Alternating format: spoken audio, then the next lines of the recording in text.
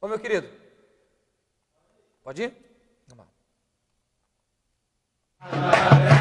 אהבת תחדש אותי לגמרי, תדליק לי את הנשמה.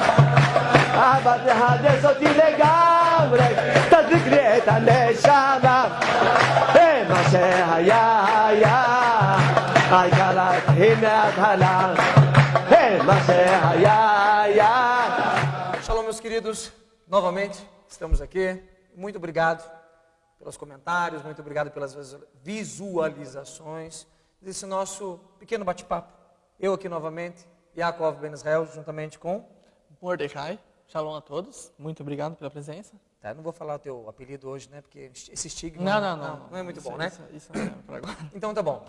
Já temos falado sobre vários assuntos. Sim. Né? Hoje, talvez o assunto seja um pouquinho mais curto. Sim. Não com tantos detalhes, mas não menos importante. Exatamente. Tá? Porque nós vamos falar do Sidur. Sidur. Ok? Eu até ia mostrar o Sidur, mas tá com capa, tá? Esse aí não combina muito, né? Mas enfim, né? Aqui, enfim, vai. Esse é um Sidur. Esse aqui é um Sidur de Tzadik, que é um cor Tichelet.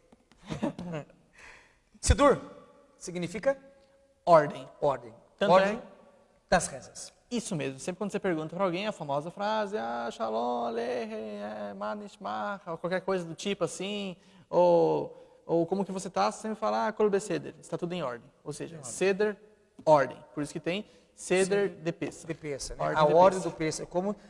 Ou seja, para você celebrar o Pessa, tem uma ordem. Seder Shar Pessa. E daí essa ordem você faz de como você quer, né? Não. Não, é como você quer. Eu falei, eu acho que isso aqui é bom. Eu vi um rapaz lá fazer, eu vou fazer igual. não é assim.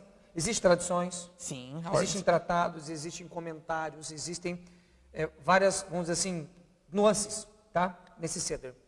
O que acontece é que para nós que cremos em Yeshua como nosso Mashiach, temos algumas peculiaridades ali no Seder. Mas ele mesmo não alterou o Seder. Tá? Ele fez parte, como uma alusão, na parte ali da matzá e do terceiro cálice do vinho, do fruto da videira, ok? Mas isso também, a gente pode falar isso mais para frente. De tanto que a gente fala mais para frente, os caras falam, nem fale mais isso. Fale que, sei lá, um dia vocês vão comentar sobre isso, mas enfim. Exatamente. Sidur. Um dos Sidurim encontrados mais antigos foi na região da Babilônia, escrito por um rabino sefarade. Quem é esse rabino sefarade? Saadia Gaon. Saadia Gaon. Que escrevia em árabe. Ele escrevia em árabe? Sim, escrevia em árabe. Ele tinha, obviamente que... Ele pertencia a um grupo dos judeus chamado Mizrahi, que são de origem árabe, né? Isso. Então, de que região que eles são ali?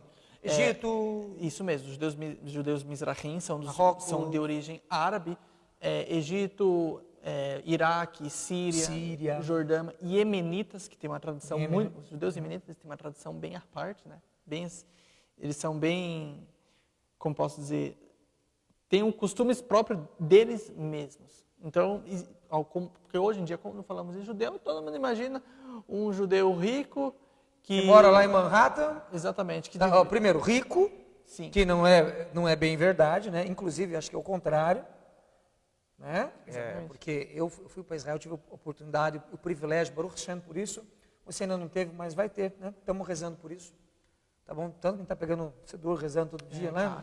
Né? Beleza? Mas tá meio salgadinho para ir para lá, né? Mas assim, você vai lá, você vê muitos judeus, muitos pedindo tzedakah. Pedindo tzedakah, minha família, me ajude, tal, né? Enfim, dificuldade, né? Então, como assim? Os judeus são ricos, são extremamente ricos. Não é. Mas a visualização, a imagem que as pessoas projetam nas suas mentes é que o judeu, ele está assim, preto e branco, quipazinha, tal. Um judeu Ashkenaz e rico, que tem a lojinha dele, que divide o tempo dele entre Brooklyn e Israel. Não é ternozinho que a gente compra aqui no Companhia do Terno, não. Camiseta aqui. Granfino mesmo. Granfino, o negócio é chique, é de Lacoste para lá, né? Exatamente. Na verdade, não é assim, não é bem assim. Mas nem todos os judeus são ricos.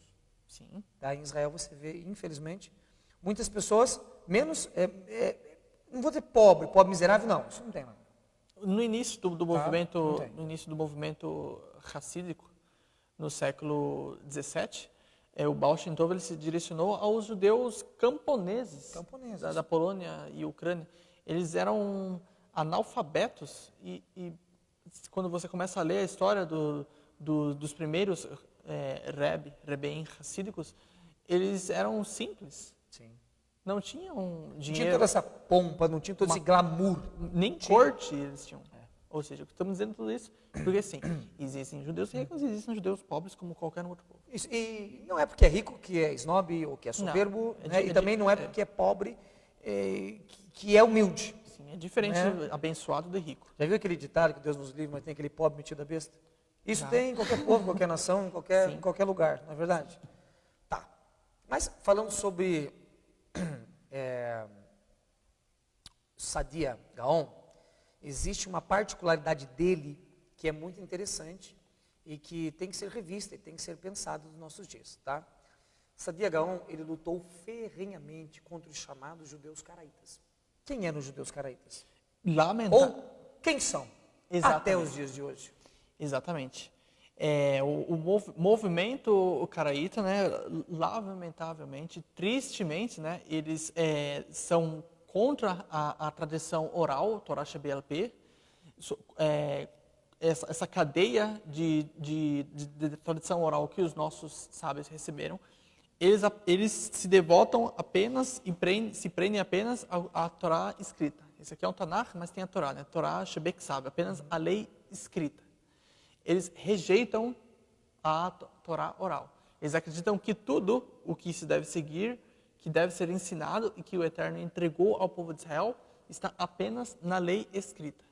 Não existe essa história de tradição oral. Ok, então daí... Inviável e impossível. Né? Impossível, né? Não tem como. Nós temos as leis de pureza, por exemplo. Sim. Como cumprir essas leis de pureza? Temos as leis sobre a sheritá, sobre a degola do animal. Sim. Como fazer isso? Na Torá escrita não mostra os detalhes. Não mostra os detalhes. E tantas outras coisas, nas parashot, de personagens que você fala, mas Bila não teve um castigo, depois para frente você fala assim, esse cidadão aqui que morreu, diz os nossos sábios que é fulano. Né? E tantas outras coisas que a tradição oral nos traz, para que nós possamos cumprir melhor a Torá. Por exemplo, a nossa reza maior de todos os dias. Ouve Israel, o Eterno é nosso Deus, o Eterno é um. Vai dizer que nós temos que colocar os mandamentos em nossas mãos. Sim. Sobre os umbrais da nossa porta. Exatamente. Como fazer? A mezuzô é da tradição oral, o tefilim em si. E muito interessante também que esse Rabino Sadia Gaon, ele viveu na Babilônia no século IX. E já no século IX, ele lutou contra o movimento dos caraítas. O Shulchan Aruch mesmo, que foi escrito no século XV, foi escrito no século XVI por Yosef Karo, século XVI, na terceira parte, terceira seção do Shulchan Aruch, nós já comentamos um pouco sobre isso, Eben Haezer, Siman 4, parte 37, Yosef Karo diz que nós não devemos aceitar os caraítas, porque eles não são confiáveis de cumprir as leis que vêm da Torá Shebel-Peh. Aceitamos os Bnei Anusim como qualquer outro convertido. Bnei Anusim nós vamos falar posteriormente, foram os judeus que foram convertidos através da Inquisição, mas retornaram à fé ou tiveram uma pseudo-conversão, cripto-judeus. Né? E o que eu quero dizer com tudo isso? Que o movimento caraíta, desde o século IX, na época de Sadia Gaon, se estendeu e continuou ao longo do tempo, ao ponto de que no século XV, no século XVI, ainda existiam judeus caraítas, porque Yosef Karo escreveu isso. Ou seja, ainda existia o movimento caraíta, infelizmente, presente na época. Exatamente. Não estou dizendo que eles são uma praga, jamais, mas é inviável. O pensamento Da lei oral. Né? Exatamente. Não tem como. Tá, mas qual que é a religião que você quer seguir? Qual que é o conceito que você quer ter? Olha, aqui nós estamos fazendo um bate-papo, não estamos forçando a ninguém. Não, se você quer ser caraíta, pode ser. Se você quiser ser caraíta, seja caraíta. Se quiser ser espírita, se você quiser ser cristão, se você quiser ser evangélico. Agora, quer conhecer um pouquinho mais sobre o judaísmo? A gente fala assim, né? Vamos conversar com a gente. Então vocês estão querendo ensinar. Não, estamos conversando. E também não estou pregando o Sinat Renan, que é ódio gratuito, contra aqueles que não concordam com a lei oral. É o seu ponto de vista. É o seu ponto de vista. Não é o meu ponto de vista. Não é o ponto de vista de Mordecai. Exatamente. Estamos dizendo por causa do contexto que hoje nós vamos falar sobre o Sidur. E outra coisa, né? Brit Hadashah, falar só um pouquinho sobre Brit Hadashah. Tem um determinado texto que Paulo vai dizer o seguinte: deles, do povo judeu, é o culto, as alianças, é o Mashiach. Né? Os oráculos de Deus foram entregados ao povo judeu. O que são oráculos de Deus? Aquele que fala, aquele que pronuncia, certo? Na Mishnah, primeiro capítulo, porque eu vou te dizer que foi entregado a Moshe passou os anciãos e tal, esse é o Roshua, esse é a grande assembleia, enfim, Esdras, Neemias, e a tradição oral está aí até os dias de hoje. Sim, bem presente. Dentro da sua família, da minha família, tem uma certa tradição oral. Sim, toda Seu avô fazia isso, e o pai conta, né, tá? Então imagine isso numa proporção muito grande. Toda não é verdade? Tem toda a cultura e povo. E é como eu costumo dizer, a tradição oral, às vezes, ela tem certas diferenças sobre um fato. Mas quem disse que isso é errado? Justamente por ter a diferença que o fato existiu. Quando algo está escrito, se ele for anulado por alguém depois, você sabe que houve uma adulteração. Mas e se teve adulteração antes de escrever? Deus nos livre, eu estou falando que a Torá está adulterada. Não é isso. Mas é só um pensamento. Ok? Normalmente, escreve-se o livro quem ganha a guerra. Conta-se a história quem ganha a guerra. Mas e se essa pessoa alterou a guerra antes de escrever? Entende? Agora, quando você vê que a Torá é escrita, né? A Torá Shebekshab, a Torá Shebekshab e a Torá Shebel-Pé, que é a Torá oral Shebel-Pé, Shebekshab é a Torá escrita, ou seja, os 5 primeiros livros da Torá ou o Rumash, né? Sim. E a Torá Shebel-Pé é a tradição oral, né? Isso. Então, o que acontece? Quando elas se complementam, quando elas se coadunam, quando elas atingem o mesmo propósito, o mesmo objetivo, te dá mais confiabilidade que aquilo é verdade. Outra coisa, que eu me lembrei agora. Yeshua, ele não escreveu numa areia? Sim. Numa determinada passagem lá? Sim. Lembra que até teve sobre essa paraxá? Por esses dias aí que o Rosh Hashanah passou? Sim. Lembra? Mas e por que ele escreveu na areia, Mordecai? Só um detalhe importante. Por que ele escreveu na areia? É interessante que algumas pessoas, alguns têm a ideia, o argumento, Yeshua ele transgrediu a lei porque ele, entre os vários argumentos que as pessoas utilizam, porque ele escreveu no Shabat. Ou no templo, ou, né? Exatamente. As 39 melachot, que são proibidas de se realizar no trabalho, os 39 trabalhos que são proibidos de realizar no Shabat, está escrito na Mishnah, no Tratado de Shabat, capítulo 7, Mishnah 2. O Tratado de Shabat ele tem 24 capítulos. A partir do capítulo 7 até o final, que é o 24º capítulo, essas 39 melachot são detalhadas. No final do capítulo 19 fala um pouco sobre a circuncisão também. Mas, basicamente, do capítulo 7 até o capítulo 24 é dedicado a essas atividades que são proibidas de realizar. Escrever no Shabat é proibido, a tradição oral ensina isso. Porém, se você escrever com um material que vai desaparecer ou vai ser apagado no Shabat mesmo, não inclui nessa proibição. Ou seja, se você escrever com fruto, na Mishnah mesmo está escrito, se você escrever com fruto, como posso dizer, com a seiva de plantas ou com suco de frutas, mas isso vai desaparecer no Shabat mesmo, não é considerado como uma transgressão do Shabat. E também no Shabat você pode escrever no máximo 3 letras. Isso está detalhado no Tratado de Shabat. Por que estou falando tudo isso? Porque Yeshua, como Rabbi Yaakov disse, ele estava escrevendo na areia da praia. Vem a onda e apaga. Ou seja, ele tinha um indício, um sinal.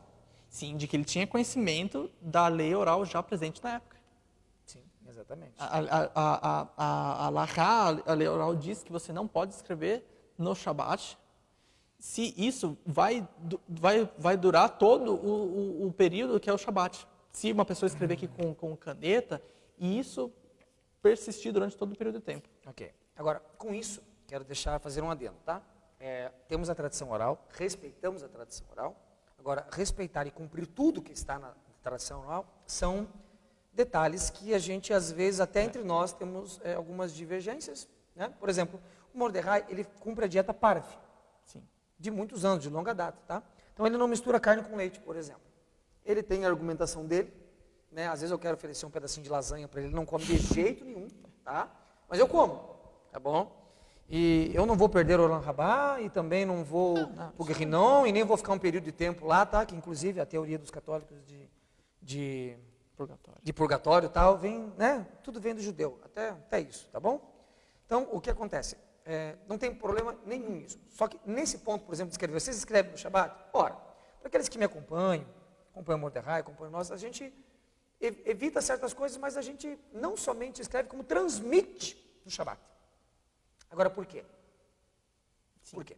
Então, por exemplo, desculpa te interromper, os códigos de direito judaico, principalmente o Kitzur Shulchan Aruch, diz que você não deve tomar banho com água morna no Shabat. O Kitzur Shulchan Aruch foi escrito por um judeu, Shlomo Gansfried, que viveu no século XIX, na Hungria, num país frio. Ou seja, tomar banho no Shabat já faz parte da cultura deles. Agora, imagine um judeu que mora no Egito. exatamente. Você não vai tomar banho no Shabat? Tudo bem que ao longo da história, toda a comunidade sempre resistiu próximo da sinagoga, Sim. ou seja, você não tinha que andar muito. Sim, mas hoje em dia é inviável. Marrocos, Tunísia, os judeus que viveram lá... Imagine. Não dá. E outra coisa, o Eterno não habita na sujeira, tanto que você fazia alguma coisa lá na tenda, você tinha que ter uma pazinha e tal, tirava para fora, né? Então, assim, né? Não estou falando contra. Só Não estou estou dizendo falando que... contra, mas temos perspectivas de interpretação diferentes. Sim. E isso acontece dentro de judeu, de Ashkenazi, enfim, de um judaísmo conservador, um judaísmo... desculpa, mas judaísmo liberal e judaísmo humanista... Tem tudo. Né? Enfim, pula essa parte. Né? Mas, falando sobre, por exemplo, eu vou falar isso encaixando com essa próxima Torá. Falamos de Torotes, né? Então tem a Torá Haim. Sim. A Torá Haim, ela significa a Torá da vida. No meio racídico, ela é considerada próxima à própria Hassidut. Ou seja, que a própria Hassidut veio trazer mais vida. Não Sim. que não existisse, mas mais vida, um conceito mais profundo do amor, da misericórdia, do hesed, da bondade. Ok? Sim, também. E dentro do pensamento judaico, quem seria a Torá Haim? Quem haveria de ser a Torá Haim? Exatamente. Só para repetir, Torá Shebeksav, ela é escrita, Torá Shebealpe, ela é oral, Torá Haim, que é a Torá que vai ser implementada, instaurada com Mashiach. Alguns judeus de linhagem conservadora, não vou dizer assim, filosófica, eles defendem a ideia, acreditam que a era messiânica, a humanidade em si, vai atingir um estado de consciência mais elevado. Não vai haver pecado, o lobo irá comer com o cordeiro, o mundo se tornará edênico como antes. Sim, edênico como na primeira parte da criação de tudo, como Éden. Exatamente, antes de comer do fruto da árvore. Ou seja, a humanidade em si vai estar no estágio mais elevado, através da implementação da Torá Haim. Exatamente. Que a Mashiach irá instaurar a Torá Haim. Vamos continuar com a Torá Shebelapeh, a Torá Shebeksav, mas a Torá Haim é esse revivamento, essa chama flamejante que será implementada. Eu não quero correlacionar muito com o Mashiach, porque senão nós vamos ter que explicar muita coisa. Porque veja bem, então o Mashiach não veio, porque não foi implementado isso. Tá, mas dentro do próprio judaísmo rabínico tem o conceito de Mashiach ben Yosef e Mashiach ben Davi. Duas vindas, falando, é o mesmo personagem, mas vindo de duas formas. Sim. De duas formas, né? Então tá, mas correlacionando isso com os 39 melahotes, o que você quer dizer com isso, Yaakov? Eu quero dizer o seguinte, que Yeshua, para nós, é a Torá Haim, é a Torá da vida, certo? E Yeshua trouxe um conceito muito profundo, de que, ou ele trouxe o conceito, se você quiser acreditar assim, se você não quiser acreditar assim, então acredite que o conceito já existia, mas foi ele que pronunciou de uma forma que os rabinos posteriores a eles não dão crédito a ele, mas deveriam dar crédito a ele, tá? Porque é injusto você se utilizar das palavras de alguém, é como se fosse você plagiar a perspectiva, a mentalidade da pessoa. Pode continuar, Estou pensando. Está pensando, Sim. né? Então tá. Então veja bem. Então ele disse que agora eu perdi a linha do raciocínio.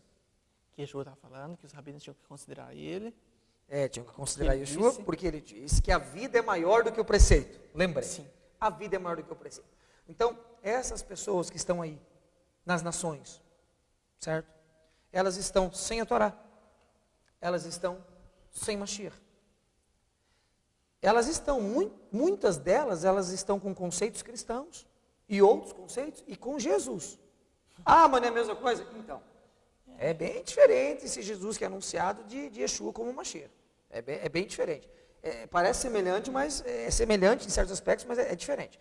Então, para alcançar essas pessoas, por exemplo, nós usamos da internet. Do veículo da internet, que nos poupa tempo, nos poupa combustível, nos poupa tantas coisas. E todo mundo hoje está, nesse mundo globalizado, vinculado à internet. Então, tanto o escrever como usar da internet, nós temos a concepção de que, através da internet, eu estou colocando a vida dessas pessoas maior do que o preceito alárrico das 39 Melahot, que estão correlacionadas com os trabalhos feitos ao Beit HaMikdash. A nossa sinagoga não é o Beit HaMikdash, até porque se fosse, nós estaríamos já fazendo alguns sacrifícios, vamos assim dizer, não sacrifício de pecado, mas nós podemos fazer voto nazireado, podíamos trazer oferta de elevação, teria Kohanim aqui, estariam fazendo, processo de elevação, tudo certinho. Mas não estamos fazendo, porque não é o Beit HaMikdash.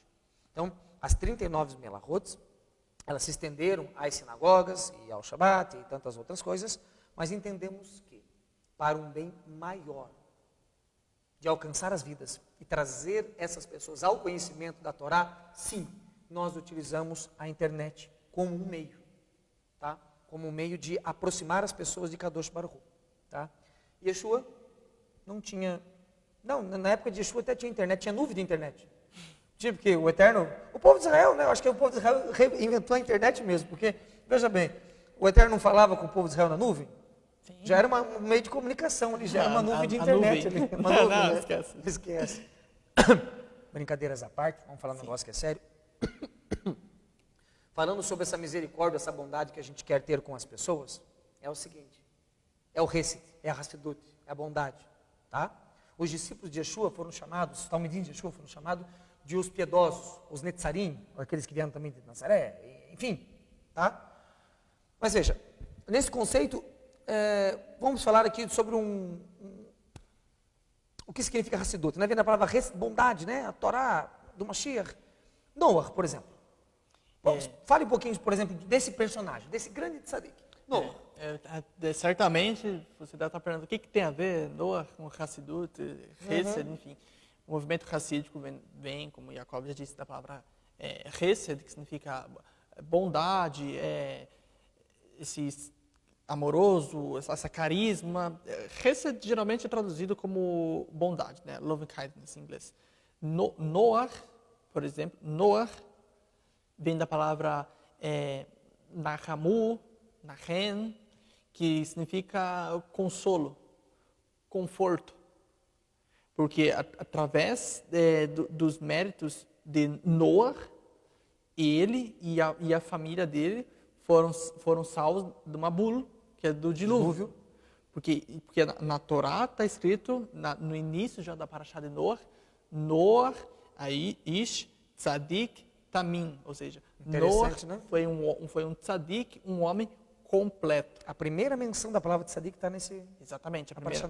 Se você pode ler a Torá, o livro de Bereshit, a primeira vez que encontramos a palavra tzadik está relacionada com Noah. E tem um princípio dentro, quando se estuda a Torá, klal, nós chamamos, toda vez quando tem a primeira palavra que você encontra no texto da Torá, é porque aqui está a fonte disso. Ou seja, o que eu quero dizer? A primeira vez que encontro a palavra tzadik na Torá está relacionada com Noah.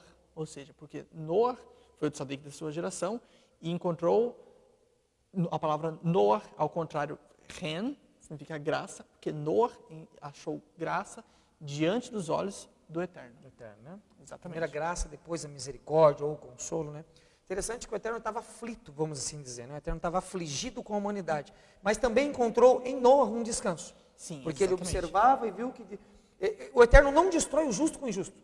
Não. Isso é fato. Tanto que Abraão vindo vai dizer assim, olha, naquela cidade, se tiverem 10, 50, 30, 20, se tiver 10, né, eterno, se tiver 10, você vai destruir o justo com o injusto? Não. Não, Se exatamente. tiver 10, eu vou poupar. Mas se não tiver, aí vem o conceito de miniano. Tá, enfim.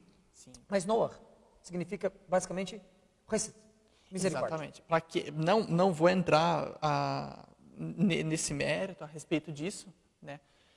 Para aqueles que gostam de estudar gematria, a numerologia judaica, eu não leio isso, não estudo isso, mas, por exemplo, a palavra Noah, Nun, Het, em hebraico, Nun tem um valor de 50, Het tem um valor de 8, então Noah, na verdade, o valor é de 58. 58, se eu somar 8 mais 5, é 13, que é o valor numérico da palavra Ahavá, amor. Amor. Porque Noah, na verdade, durante 120 anos, está escrito no texto da Torá, foi o tempo que ele levou ele estava advertindo a humanidade. Ele se direcionava. Com amor. Ele queria que as pessoas fossem Com amor, salvas. ele queria que as pessoas tivessem o amor que ele tinha por Kadosh Baruch Hu. Exatamente. Né? Então são várias coisas através desse grande personagem, né? Vamos dizer assim, desse nosso irmão, desse nosso patriarca, né? Lógico que o patriarca fala Abraão, Isaac e Jacó, mas quer queira, quer não, desse nosso, sei lá, ancestral, esse grande tzadik, Sim, né? sim. Exatamente. Eu até tinha notado aqui, Noah, ao contrário, foi uma palavra graça, né? Então, já existia graça já no Antigo Testamento. Poxa, Não tem nada a ver com o assunto. não tem nada a ver com o assunto, né? Mas é lógico que existia, né? Mas interessante que a palavra Nahamu também tem o primeiro Shabat após Tisha B'Av, Sim, exatamente. né? É lida Haftarah de Shabat Nahamu, que significa conforto. Exatamente. Estamos vivendo isso agora, após o jejum de Shivat Sar Betamuz, né, dia 17 de Tamuz, até Tisha B'Av, pelo dia 9 de Av. São essas 3 semanas, são semanas tristes, De né? introspecção, Exatamente. da lembrança, da memória. Que foram 3 semanas terríveis, né? Que culminou com o templo sendo destruído. Exatamente. Após Tisha B'Av, o Shabat que já vem em seguida Tisha B'Av, nós começamos uma série de 7 Shabbatot que termina em Rosh Hashanah, sendo o primeiro desse conhecido como o Shabat de conforto. Na Hamu, o Eterno começa a trazer conforto para o povo de Israel, que o templo vai ser reconstruído. E há de ser construído. Uns já estão construindo as peças do templo, né? Já estão sendo construídas. Uns dizem que o próprio Mashiach vai construir, outros dizem que vão construir para que Mashiach venha. Exatamente. Falar sobre o templo é interessante. O Rebbe de Lubavitch, ele disse que, na verdade, o terceiro Beit Hamikdash, já está pronto em Shammai. Só precisa se materializar de um modo em que a humanidade irá reconhecer isso.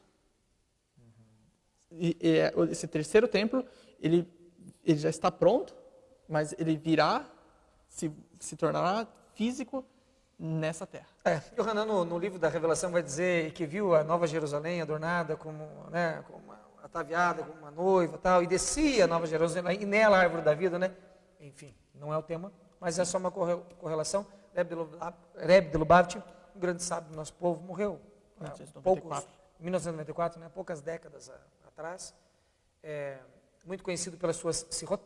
Sim, exatamente. Suas conversas, né? Suas conversas, né? Ele conversava muito com os discípulos e aquilo tornou-se posteriormente rezas, interpretações da Torá, ensinos. Existe uma coletânea de livros, né? Chamada Likutei Sirot, né? Que são as conversas às reuniões com o Rebbe de Lubavitch. Vamos dedicar um bate-papo especialmente à personalidade dele. A personalidade do Rebbe de Lubavitch, de Nachman de Baal Shem Tov, Rabbi Akiva, tantos sábios que influenciam gerações. E Saadia Gaon também. Saadia Gaon sobre ele. Sim. Também. Lógico, porque ele lutou contra aquilo que nós hoje temos como uma heresia. Sim, porque não tem como você desvincular. Exato. Por que Saadia Gaon, retomando ao tema, por que ele foi contra o movimento dos caraítas? Porque uma das maiores fontes... uma grande fonte... Ixi, acabou o teu microfone? Espera aí, deixa eu ver aqui. Eu vi que vai ter corte mesmo, então eu posso continuar aqui. Vai ter corte mesmo? Como eu estava dizendo, o porquê que o Rabino Saadia Gaon ele foi contra o movimento dos caraítas. Porque uma grande fonte das tradições oral judaica estão contidas no Sidur.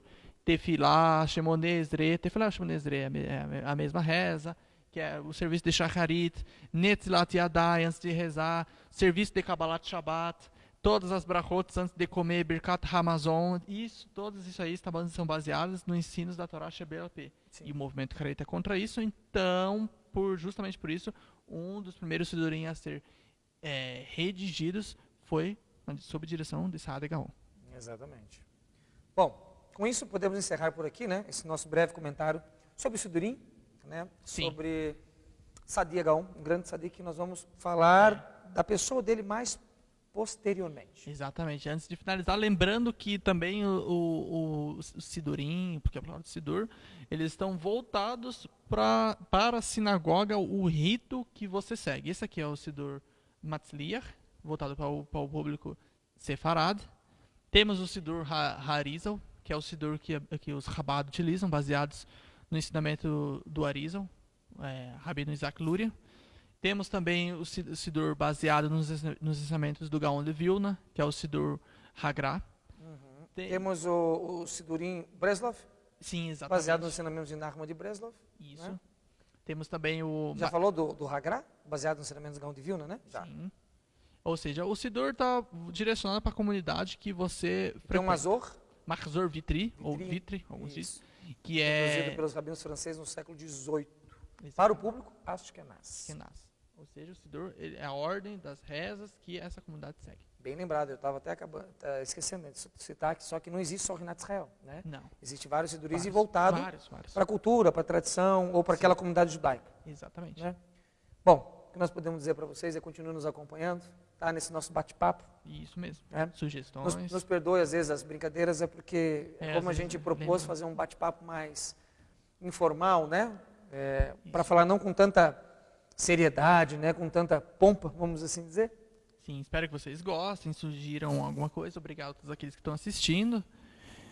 E estamos abertos a sugestões. Até porque a gente gosta muito da maneira Breslov de fazer ou seguir as coisas, que é uma maneira mais alegre.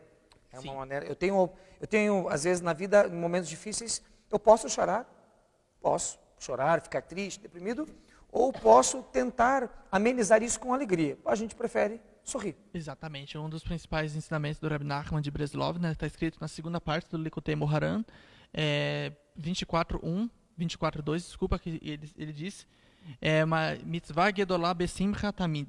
Ou seja, é uma grande mitzvah, você está feliz o tempo todo. Então, você viu? Que maravilha. Shalom a todos vocês, continuem nos acompanhando, Shalom tá? Pelo Facebook, pelo nosso canal, tá ok? Curta, compartilhe, se assim você quiser. Se você não quiser compartilhar, não quiser curtir, mas quiser nos dar o seu conselho, tá? Do que aquilo que a gente pode falar, que ele pode discursar, isso é muito bem-vindo, claro, vai ser muito bem aproveitado. Correto, Mordecai? Isso mesmo. Shalom, shalom. Shalom a todos. Abraço a todos.